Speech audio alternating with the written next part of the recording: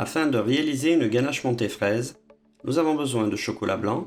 Ici, nous utilisons du chocolat ivoire à 35%. Nous avons besoin également de crème, de purée fraise et d'éventuellement de glucose. Commencez par faire fondre au bain-marie le chocolat. Pour assurer une bonne fonte du chocolat, il est important de commencer avec un bain-marie tiède et pas très chaud. Un bain-marie bouillant pourrait rendre épais et visqueux le chocolat, car la température trop importante pourrait directement brûler le chocolat. Il faudra également faire très attention à ne pas mettre de l'eau en contact du chocolat. En effet, l'eau est l'ennemi du chocolat. En présence d'eau, le chocolat durcit, devient épais et granuleux, et ceci est lié à la composition du chocolat qui est composé en grande partie de matières grasses représentées par le beurre de cacao. C'est la raison pour laquelle une ganache réside en fait sur le principe de l'émulsion. Lors de la réalisation d'une ganache montée, il est important de connaître la composition en beurre de cacao du chocolat utilisé, car c'est lui qui va générer en grosse partie la texture de la ganache montée. Trop de beurre de cacao au sein d'une ganache montée engendrerait une texture désagréable et grasse. En revanche, une quantité insuffisante engendrerait un manque flagrant de tenue. Parallèlement à la fonte du chocolat, chauffez la purée de fruits. Contrairement à une ganache montée classique, la ganache montée aux fruits se construit sur une émulsion entre le chocolat et une purée de fruits, qui va donc donner une tonalité singulière à la ganache. De nos jours, la présence de glucose ou de sucre inverti a tendance à disparaître.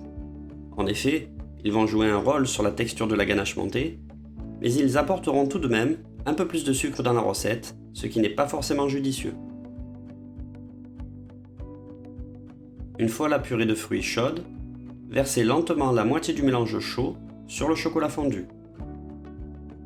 À l'aide d'une maryse, mélangez énergiquement depuis le centre en décrivant des petits cercles pour créer un noyau élastique et brillant.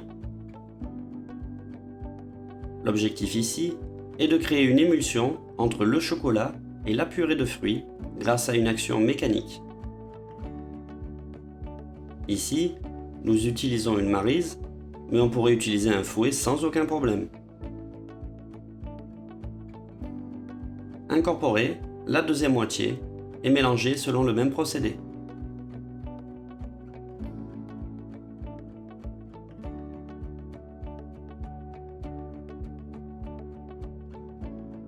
L'émulsion étant réalisée, on peut à ce moment ajouter la crème froide.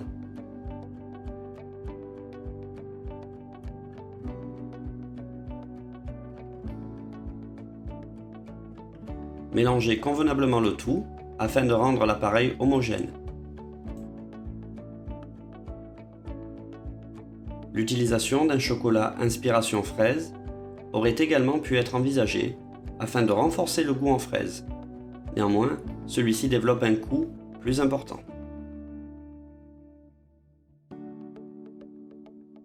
Filmer au contact et entreposer au frais afin de faire refroidir la masse. Idéalement, la veille pour le lendemain afin que le beurre de cacao puisse exercer son effet de façon optimale ou à défaut dès que l'appareil est froid et pourra supporter un battage au fouet. Une fois l'appareil refroidi, on observe un changement de consistance lié à l'action du beurre de cacao.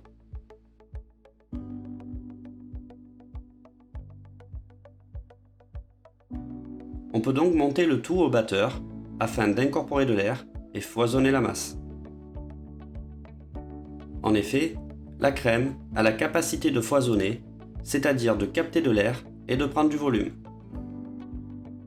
Le foisonnement est en partie dû à l'enveloppement de bulles d'air par les globules gras de la crème. Le fouettage de la crème va entraîner la rupture de la membrane des globules gras et l'incorporation de bulles d'air grâce aux nombreuses branches du fouet. Progressivement, les globules gras vont envelopper les bulles d'air et les retenir. C'est la raison pour laquelle il est important de travailler avec une crème froide afin de conserver les globules gras le plus solides possible.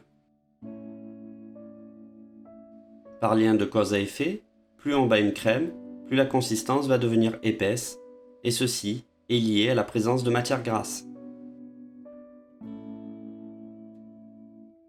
Il faudra donc faire attention à ne pas trop battre la ganache montée en raison de sa proportion en matière grasse qui cumule le gras de la crème et le beurre de cacao du chocolat. Veillez à conserver des ganaches montées souples, ganaches montées qui pourront intégrer une multitude de recettes avec le gros avantage de supporter la surgélation de par leur richesse en matière grasse.